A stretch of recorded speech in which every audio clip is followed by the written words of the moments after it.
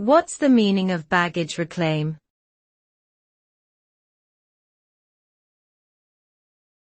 Baggage reclaim.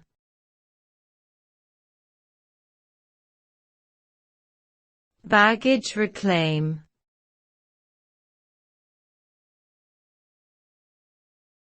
Baggage reclaim.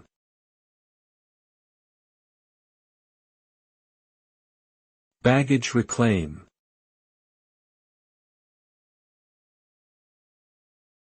Baggage reclaim is a term used to describe the process of retrieving one's luggage after a flight or other form of travel.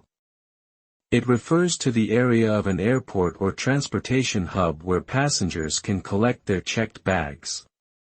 Typically, after landing, passengers proceed to the baggage reclaim area to wait for their bags to arrive on a conveyor belt.